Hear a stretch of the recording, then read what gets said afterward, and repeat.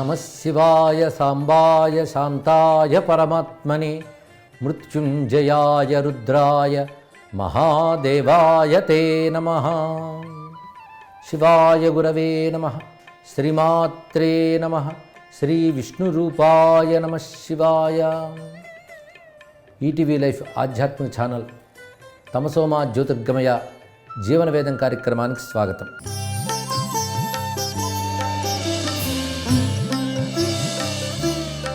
మృత్యువు అమృతము ఈ రెండిటి గురించి వేదము వేదాంతము చాలా విచారణ చేసింది. ఆ విచారణ అక్కడితో ఆగకుండా వేదధర్మాన్ని చెప్పడానికి ఆవిర్భవించిన ఇతిహాస పురాణాదుల్లో కూడా చాలా చక్కగా జరిగింది. ఇప్పుడు ఆ మృత్యువు గురించి అమృతం గురించి చెప్తూ మృత్యువే అన్నిటినీ శాసిస్తోంది అని ఒక మంత్రం ఉంది. మృత్యురీసే ద్విపదాం మృత్యురీసే చతుష్పదాం అంటే 2 కాళ్ళ జంతువుల్ని 4 కాళ్ళ జంతువుల్ని కూడా మృత్యువే శాసిస్తోంది. అంటే ఇవన్నీ మృత్యువుకు అధీనమై ఉన్నాయి. ఏవి? 2 కాళ్ళ జంతువులు, 4 కాళ్ళ జంతువులు కూడా. 2 కాళ్ళ జంతువులు అంటే ప్రధానంగా మానవుడు చెప్పుకోవాలి. ఇలా 2 కాళ్ళతో నడిచే ఇతర జంతువులు కూడా ఉండవచ్చు. అదేవిధంగా 4 కాళ్ళ జంతువులు సాధారణంగా జంతువుల్ని అంటే కదిలేటటువంటి వాటిని 2 భాగాలకు విభాగం చేయవచ్చు. అయితే వీటన్నిటి మృత్యువే శాసిస్తుందంటే మృత్యువుకు లొంగే వీళ్ళందరూ వెళుతూ ఉంటారు అని చెప్తూనే అదే సమయంలో ఒక మాట అంటున్నారు, మా బిభేహే, ఆ మృత్యువుకు భయపడకు అని ఆ మంత్రంలోనే చివరికి చెప్పారు.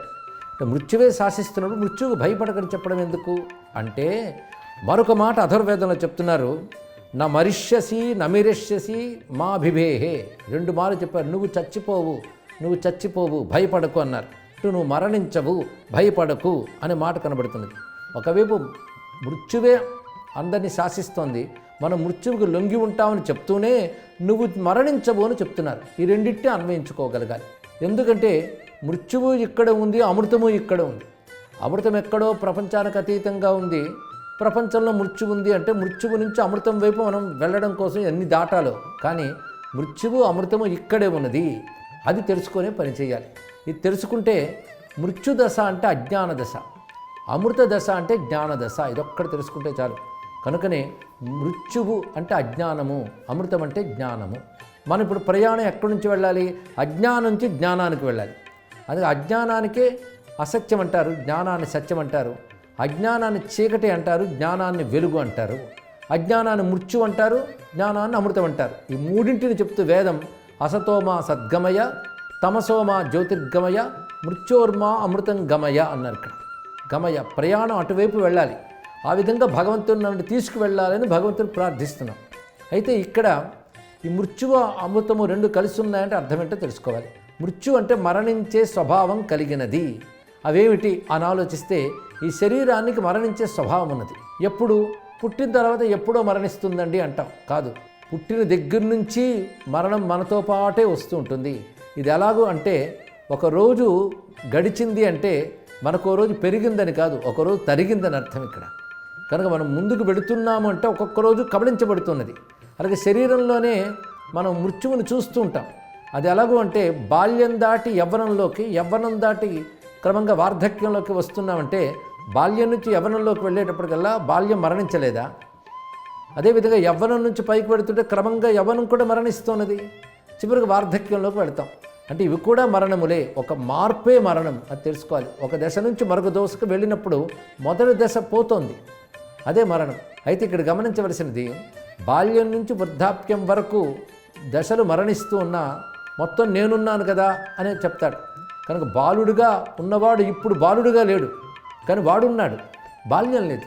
అదేవిధంగా ఈ శరీరం పోయినా మరొక శరీరం వస్తూనే ఉంటుంది. ఇది తెలుసుకోవాలి. బాల్య కౌమార యవ్వనాదులు ఎలాంటి మార్పులో ఈ శరీరం పోయి మరో శరీరం రావడం కూడా అలాంటి మార్పే. కనుకనే ఈ మార్పుని మనం మృత్యువు అనుకుంటే మార్పులన్నీ మృత్యువులే. ఇవి 4 కాళ్ళ వాళ్ళని 2 కాళ్ళ వాళ్ళని శాసిస్తాయంటే అర్థం ఏంటి? ఈ శరీరమే నశించేది తప్ప శరీరంలో ఉన్న ఆత్మ వస్తువు నశించదు. అది తెలుసుకోవాలి. నశించే శరీరము నువ్వు అనుకుంటున్నంతకాలం మరణం నిన్ను శాసిస్తున్నట్లే.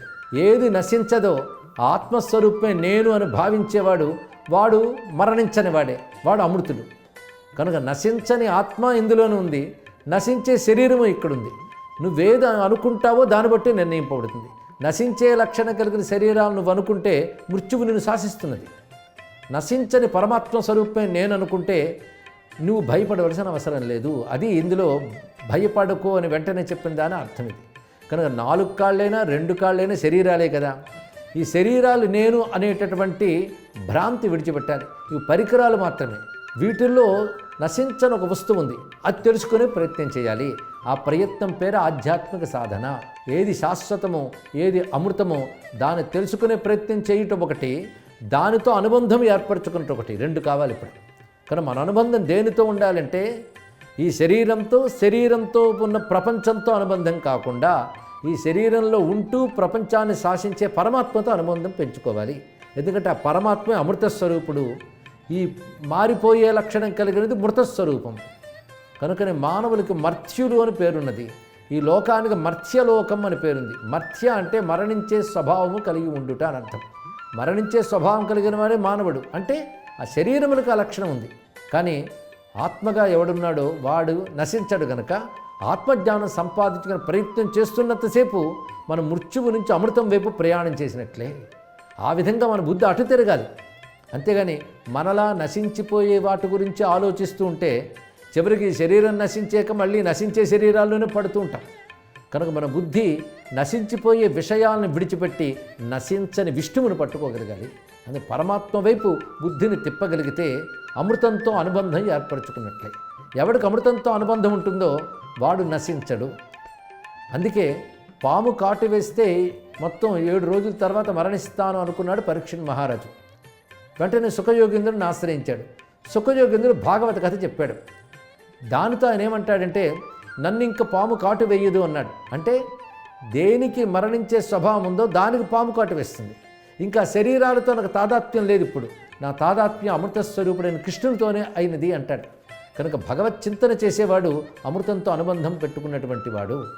భగవత్ చింతన లేకుండా బ్రతికే వాళ్ళందరూ మృత్యువుతో అనుబంధం పెట్టుకున్న వాళ్ళు. ఇది తెలుసుకోవాలి. ఇక్కడ కనిపించే ప్రపంచమే సత్యం అనుకుని దానిలో తిరిగే వాళ్ళందరూ మృత్యుబంధంలో ఉన్నటువంటి వాళ్ళే.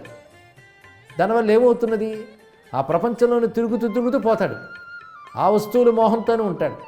అంటే మృత్యు లక్షణం కలిగిన విషయములతో అనుబంధం ఉంది, కానీ అమృతస్వరూపిన విష్ణువుతో అనుబంధం లేదు. కానీ తెలివైన వాడు ఎవడు అంటే అమృతస్వరూపిన విష్ణువుతో అనుబంధం పెట్టుకుంటూ ప్రపంచంలో తిరగాలి. ప్రపంచాన్ని విడిచిపెట్టక్కర్లేదు. కానీ ఇవేవి నిలవనివి, ఇవి సత్యములు కావని స్పృహ ఉండాలి. ఆ స్పృహతో ఉంటూనే రాగద్వేషాలకు లోను కాకుండా పరమాత్మ చింతన కలిగి ఉండాలి. అటువంటి వాడికి మరణం లేదు. అందుకని నా మరిష్యసి మా బిభేహే, నువ్వు చచ్చిపోవు భయపడకు. ఇది అధర్వేదంలో మంత్రం అండి. ఎంత గొప్పగా చెప్పారు. ఈ మాట ఎప్పటికప్పుడు గుర్తు తెచ్చుకుంటూ ఉంటే నాకు మరణము లేదు, నేను మరణించను అనే మాట వినడానికి కూడా చాలా బాగుంది కదా. అలా మనకి మనం నిరంతరం అనుకుంటూ ఉంటే దేనికి మరణ లక్షణం లేదో ఆత్మస్వరూప జ్ఞానం కలుగుతుంది. వేదాంతం ఆత్మజ్ఞానం ఉంటుంది, భాగవతం భగవద్జ్ఞానం ఉంటుంది. అక్కడ భగవంతుడు ఎవరో, ఇక్కడ ఆత్మ అదే. భగవంతుడే చెప్పాడు కదా, అహమాత్మ గుడాకేశ సర్వభూతాశయ స్థిత. సర్వభూతంలో హృదయంలో ఆత్మగా ఉన్నవాడిని నేనే అన్నాడు. ఆత్మకు మరణం లేదు. అందుకే అచ్చేద్యోయం అదాహ్యోయం అక్లేద్యోయం అని భగవద్గీత కృష్ణ పరమాత్మ చెప్పింది అదే. ఆత్మని నీరు తడపలేదు, నిప్పు కాల్చలేదు, ఖడ్గము ఛేదించలేదు, నయనం చిందంతి శస్త్రాన్ని. అది నా యొక్క స్వరూపం ఎవడైతే తెలుసుకుంటాడో వాడికి భయం ఏముందండి. అందుకే నమిభీయతి కుతశ్చన అనే మంత్రం కూడా కనబడుతుంది. భయం ఎవడికున్నదంటే ఎవడి శాశ్వత తత్వంతో అనుబంధం ఏర్పరచుకుంటాడో వాడికి భయం ఉండదు. ఇది మొదటి దశ. రెండవది, ఆ శాశ్వత తత్వమే నేనని ఎవడి అనుభవంతో తెలుసుకుంటాడో వాడికి భయం ఉండదు. అది ఆధ్యాత్మిక సాధనలో ముందు అనుబంధం, తర్వాత అనుభవం, 2 ఉంటాయి. అనుబంధం దేనితో? అమృతంతో. అనుభవం ఏమిటి? అమృత స్వరూపుణ్ణి నేనే అని గ్రహించడం అనుభవం. అనుబంధం లేనిది అనుభవం రాదు. కానీ అనుబంధం భక్తి అయితే అనుభవం జ్ఞానం అవుతున్నది. ఇక్కడ దేనితో? అమృతత్వమైన భగవాన్నితో.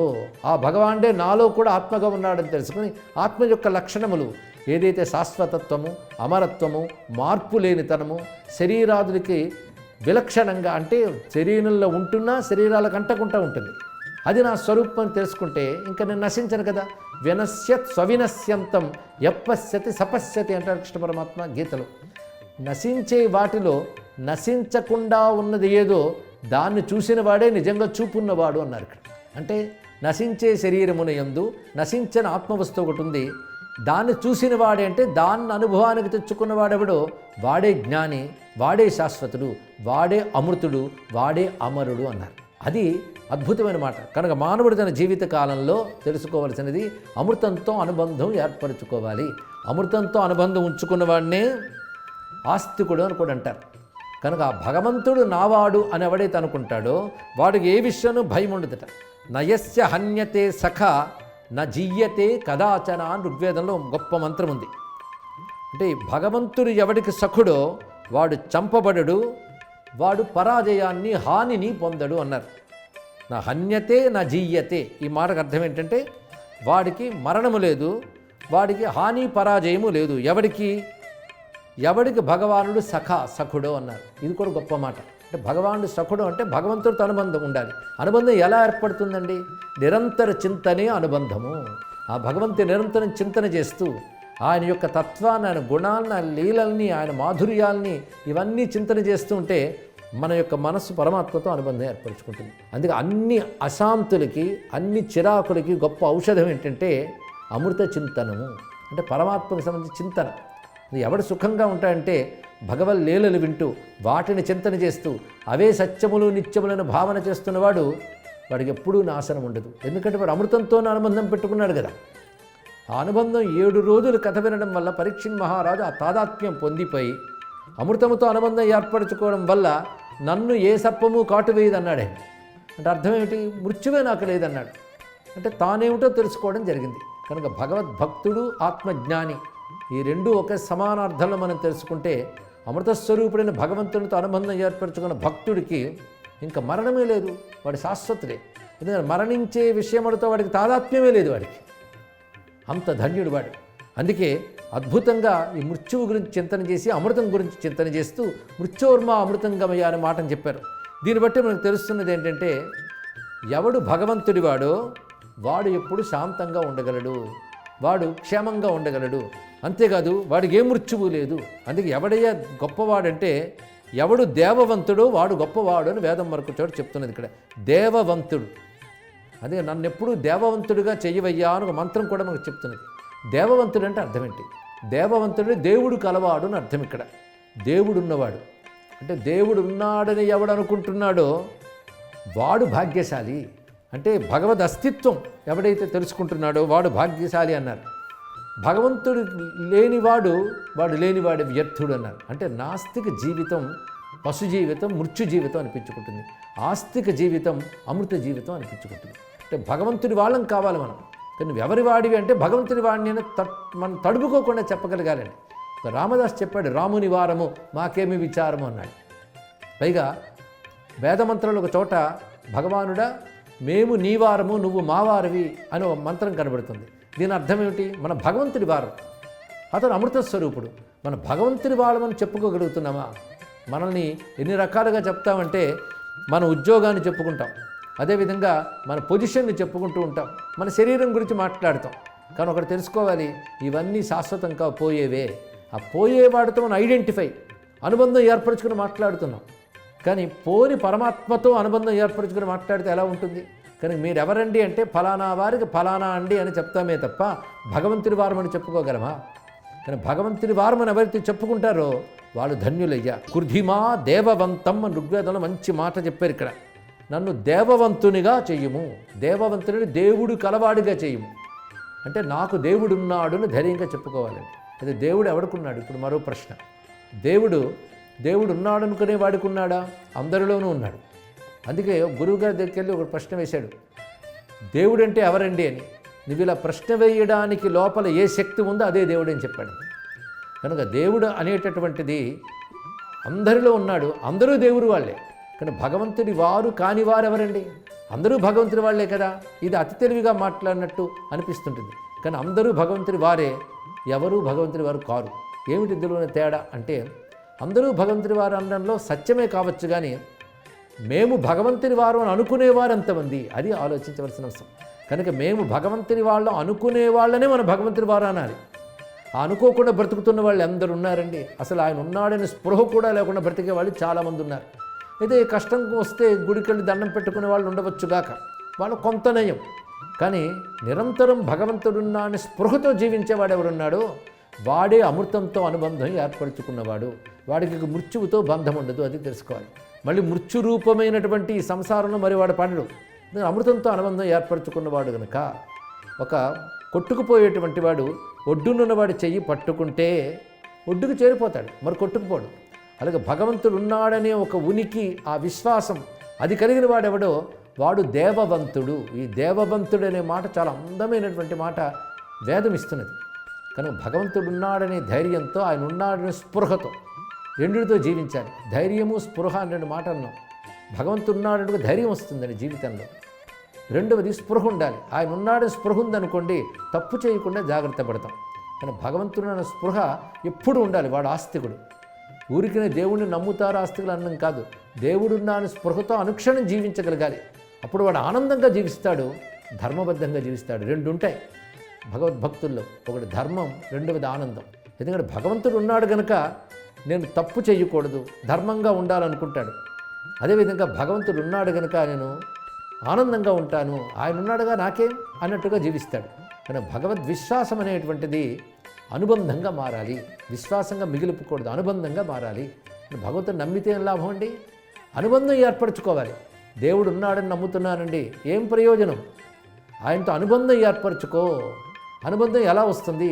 చింతన, స్మరణ, అర్పణ, అర్చన, ఇవన్నీ నీకు భగవంతుడితో అనుబంధం ఏర్పరుస్తాయి. ఆ అనుబంధం ఏం చేస్తుందంటే ఒక భరోసా ఇస్తుంది, మనకి ఒక స్పృహనిస్తుంది, చక్కగా అడుగు వేయడానికి కావాల్సిన ధైర్యాన్ని ఇస్తుంది. అందుకే ధర్మము, ధైర్యము ఈ రెండు ఆస్తికుడికి ఉంటాయి. ఆ ధర్మధైర్యాల వల్ల వాడు బాగుంటాడు, 10 మందిని బాగుండేలా చేస్తాడు. కనుకనే ఆస్తికత అంటే దేవవంతుడిగా జీవించడం చాలా మంచి మాట. అది అమృతంతో అనుబంధం ఏర్పరుస్తున్నది. అదే వేదంలో అనేక చోట్ల ఒక మాట అంటాడు, అసలు మృత్యువు అనేదే లేదు అని ఒక మాట ఉన్నది. సనత్కుమారుల వారు మాట చెప్తాట, మృత్యువే లేదని ప్రారంభిస్తాడు ఆయన. మృత్యువు లేకపోవడం అంటే అనేక మంది పోవడం కనబడుతూ ఉంటే అని ప్రశ్న వేస్తే, ఆ పోవడం కనబడడం అనేది ఒక అజ్ఞానం మాత్రమే. మృత్యు స్వభావం దేనుకుంది, అది అలుగుపోతుంది. కానీ నీకు నిజానికి మృత్యువు లేదు. విచారణ చేస్తే నువ్వు మృత్యు విషయములతో తాదాత్మ్యం పెంచుకోవడం వల్ల నువ్వు మృత్యువు ఉంది అనుకుంటున్నావు. కానీ మృత్యువు లేని పరతత్వం ఒకటి ఉన్నది, దానితో అనుబంధం ఏర్పరచుకో, అది అనుభవానికి తెచ్చుకో, ఇంక నీకు మృత్యువే లేదు అని అద్భుతమైన జ్ఞానబోధ సనస్సు జాతుల వారు చేసినట్లుగా భారతం మనకు చెప్తున్న అంశం. ఇలాగే మనకి భగవద్గీత కూడా అర్జునుడికి మొదలు చెప్తూ, ఇక్కడ పోయేవాళ్ళు ఎవరు లేరు, ఉండేవాళ్ళు ఎవరు లేరయ్యా అని మొదలు పెడతాడు. అక్కడ పెడుతూ అసలు ఆత్మస్వరూపాన్ని అవగతం చేస్తాడు. ఆత్మస్వరూప అవగాహన చాలా ప్రధానమండి. కొందరు అనుకుంటుంటారు ఈ సబ్జెక్టు మాది కాదులే, ఎవరు వృద్ధులిది లేదా ఎవరో పండితులిది అనుకుంటూ ఉంటారు. కానీ బుద్ధున్న ప్రతివాడు తెలుసుకోవాల్సిన దాన్నే ఆత్మజ్ఞానం లేదా భగవజ్ఞానం అంటూ ఉంటారు. ఇది తెలుసుకోవాల్సిన ప్రధానమైన అంశం. అదే మన సనాతన ధర్మం అంతా కూడా అనేక ధర్మాలు బోధిస్తుంది, సుఖజీవనాన్ని కూడా చెప్తుంది. కానీ సత్యాన్ని మర్చిపోకుండా సుఖంగా జీవించు, అమృతంతో బంధం ఏర్పరచుకుంటూ మృత్యురూపమైన సంసారంలో తిరుగు. అప్పుడు నీకు మృత్యు ఉండదు. ఎందుకంటే ఇందులోనే ఉన్నాం కనుక ఇది విడిచిపెట్టి ఎక్కడ వెళ్తాం? ఉదాహరణకి నశించే లక్షణం శరీరానికి ఉంది. శరీరం విడిచిపెట్టి ఇప్పుడు ఎక్కడికి వెళ్తాం? శరీరంతో ఉన్నాం. కానీ నశించని పరమాత్మ నీలోనే ఉన్నాడు, ఆయనతో అనుబంధం ఏర్పరచుకో. దృష్టి అటువైపు తిప్పు. అదే తమసోమ జ్యోతిర్గమయ అనే మాటకి ఇది ప్రధానమైనటువంటి భావం. అందుకే దాని ముందు వెనక కూడా అసతోమ సద్గమయ అన్నారు, మృత్యోర్మ అమృతం గమయ అన్నారు. ఈ అమృతం మృత్యు బంధనం ఏదేందో దాన్ని తెంచుకోగలగాలండి. దాన్ని గ్రంథి భేదనము అంటారు. అంటే అమృతము మృత్యువు ఇక్కడున్నాయని చెప్పుకున్నాం కదా. కానీ మృత్యు లక్షణంతో తాదాత్మ్యం చెందకుండా అమృతంతో తాదాత్మ్యం చెందాలి. రెండు కలిసిపోయి ఉన్నాయి. అది దీన్ని చిజ్జడ గ్రంథి అన్నారు ఆదిశంకర భగవత్పాల్ వారు. జడరూపమైనటువంటి ప్రకృతి, శరీరం అని ఇవన్నీ ఒకవైపు ఉంటే, చిద్రూపమైన ఆత్మ ఒకటి ఉన్నది. ఆ చిత్ ఆత్మ వల్లని ఇవన్నీ పనిచేస్తున్నాయి. నేను పనిచేస్తున్న ఇవేవి శాశ్వతములు కావు, పని చేయించే ఆత్మరూపమైన భగవంతుడు శాశ్వతం. ఇదొక్కటి తెలుసుకొని జడరూప మృత్యురూపమైనటువంటి వీటి నుంచి దృష్టిని మరల్చి అమృత స్వరూపమైన భగవంతుడితో అనుబంధం పెట్టుకుంటూ వీటిలో తిరుగు, ఏం పర్వాలేదు. దీన్ని రామకృష్ణ పరమహంస ఒక మాట అంటాడు, చుట్టూ తిరిగేవాడు స్తంభం పట్టుకుని తిరిగినట్లయితే పడిపోవడని అర్థం. కానీ స్తంభం లాంటి అమృతత్వాన్ని పట్టుకుని పడిపోయే లక్షణం కలిగిన ప్రపంచంలో తిరిగినా మనకు ప్రమాదము లేదు. ఇది ఎలా ఉంటుందంటే ఒక పడవలో కూర్చొని నదిలో వెళ్ళడంలా ఉంటుందండి. ఇప్పుడు నదిలో వెళ్ళిపోతున్నామంటే నిజంగా నదిలో దిగుతూ కొట్టుకుపోతాం. కానీ పడవలో వెళ్ళామనుకోండి నదిని దాటుతాం ఒకటి, పైగా ఆ నది యొక్క సౌందర్యాన్ని చూస్తూ పడవలో వెళ్ళొచ్చు. కనుక కొట్టుకుపోయే లక్షణం కలిగిన నది లాంటి ఈ సంసారంలో భగవంతుడి విశ్వాసం అనేటువంటి లేదా భగవద్ అనుబంధం అనే పడవలో మనం వెళ్ళినట్లయితే తప్పకుండా దీన్ని దాటేస్తాం. కానీ ఆ పడవ లేని వాళ్ళు కొట్టుకుపోతారు, భగవంతుడు లేని వాళ్ళు కూడా సంసారం అనే ప్రవాహంలో కొట్టుకుపోతారు. కానీ సంసార ప్రవాహంలో కొట్టుకుపోకుండా ఉండాలంటే ఈ సంసారంలోనే అమృత స్వరూపుడైన భగవంతుడితో అనుబంధం ఉండాలి. ఆ అనుబంధం అనే భావంలో మనం ఉంటే పడవలో ఉన్నట్టుంటాం. పడవలో వెళ్తే చూడని అది ఎంత బాగుందో, ఆ చెట్టు అంత బాగుందని వర్ణిస్తూ ఉంటాం ఎప్పుడు పడవలో ఉంటే. కానీ కొట్టుకుపోతుంటే వర్ణించే ఓపిక మనకు ఉండదు, కొట్టుకుపోవడమే. అందుకే మృత్యురూపమైన ఈ సంసారంలోనైనా ఉన్న మనం భగవద్విశ్వాసము, భగవద్భక్తి, అమృతముతో బంధము కలిగి ఉన్నట్లయితే మొత్తం మనం జీవితాన్ని కూడా ఒక వినోదంగా చూడగలం, ఒక సాక్షిగా చూడగలం. క్రమంగా దీన్ని దాటి ముక్తిని కూడా పొందగలమని అద్భుతమైన భావాన్ని వేదమాత బోధిస్తున్నది. ఇదే వేదాంతముల యందు ఇతర గ్రంథముల యందు కూడా ఋషులు చెప్తున్నారు. ఇలాంటి అమృత బంధంతో జీవితాన్ని నిర్వహించడం అనేటువంటిదే వేద జీవనం, అదే జీవన వేదం. ఈ జ్ఞానాన్ని బోధించిన ఋషి పరంపరకు నమస్కరిస్తూ స్వస్తి. ఈ కార్యక్రమాన్ని తిరిగి చూడాలనుకుంటే www.youtube.com/@ETV Life Spiritual లో చూడవచ్చు.